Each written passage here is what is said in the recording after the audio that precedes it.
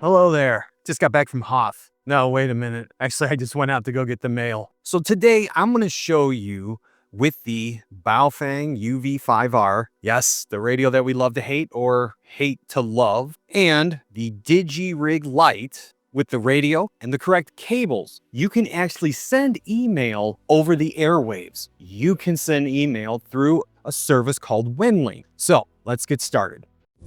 This is the frequency.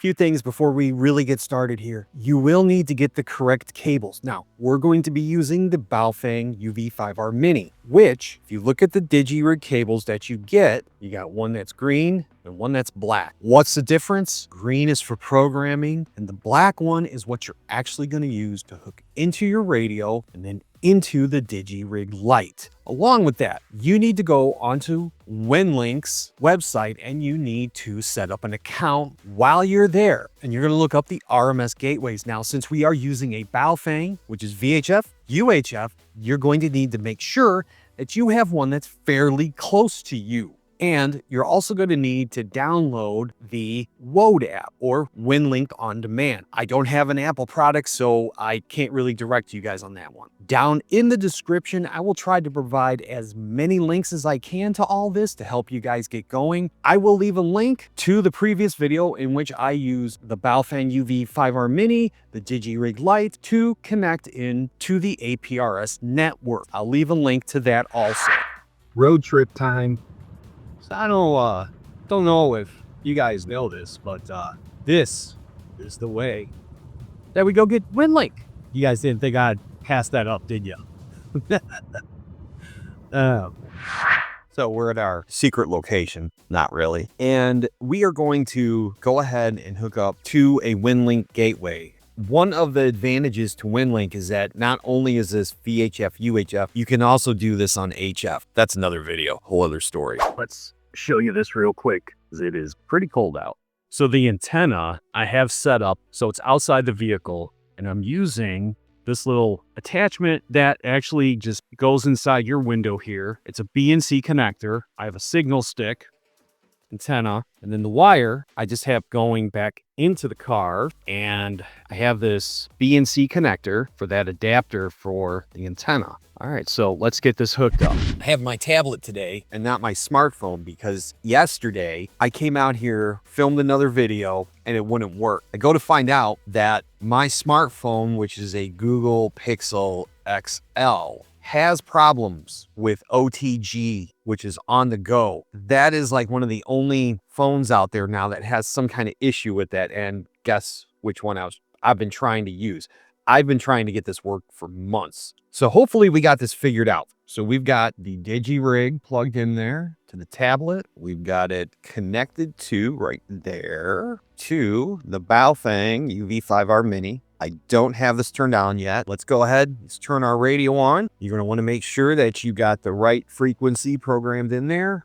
You also want to make sure that you turn the squelch down to 0. That way you're able to get more signals. Also, you don't want to turn the volume up too far. I would actually start it like just maybe a quarter of the way. Make sure that your Roger beep is off. Make sure that you're on simplex. You don't need any CTC/SS tones with this. This is simplex. Let me fire up the tablet here. I do have a little cheat sheet here that I'm also looking at. That's probably a good idea if you are using multiple radios, multiple, tablets or smartphones or computers. It just makes it so much easier. Let's open up WoAD. And how this works is you go into what they call sessions. During that session, you are going to receive your email. And then if you have stuff outgoing, that's going to go out. The first thing that we're going to do after we open up WoAD is that you're going to go to settings. For the sake of time, I'm just going to cut this down and say the SSID is the same thing as the APRS SSIDs. And all of the rest of the settings on this page are pretty self-explanatory. Pause the video. I made a mistake. Your SSID should just be set to 0. If you use 7, 10, or whatever other number, then actually your email address with Winlink will be, for instance, KC9USB-7. If you put 0, then it's just KC9USB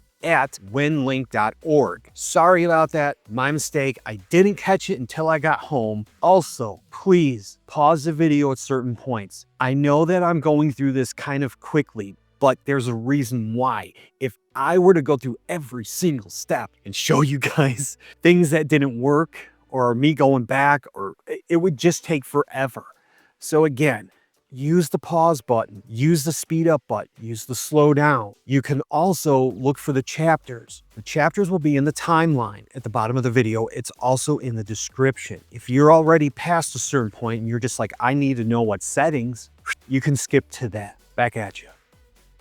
At this point, you can start a new email if you want by hitting the new message towards the top of the screen. After that, you will have to go into a session in order to get the next settings and to send that email and receive an email. In sessions, we're going to hit edit. Your protocol is going to be packet. Now, you can also use this for all the other ones that are listed on there. But for this particular gateway that I'm closest to, it's a packet gateway. Your type is going to be outgoing. Now, into the settings part, we're going to go to destination address. We're going to go to RMS channel selection. And this has pulled up all of the gateways that should be closest to. My nearest one is this K9KRO-10. I'm going to hit that. It's already outlined. On the bottom, you can also hit update via internet, which will then use your network. You can also hit view on map, and that should bring it up where you're closest to. Okay, so now we've got our destination address. We want to make sure that your radio is on that particular frequency. And then I'm going to go into, well, the TNC type. You're going to use audio for your type. Let's go back into configuration, TNC configuration. Your modulation you want to set to AFSK at 1200. Your mode is simplex. Channel is left. You want to check the set packet volume. You want to check that, and you want to set your packet volume to around, it's recommended 78 or so. You might have to change that. Okay, so under audio device, this one you might have to kind of experiment with. So I hit built-in speaker, and we want to check the PTT tone. I think we pretty much got everything set up. I'm going to hit save. I'm going to go, and then I'm going to go up to new message. So I am going to put subject. I'm going to put test 1A message. Hey, hope you get this. 73. Okay.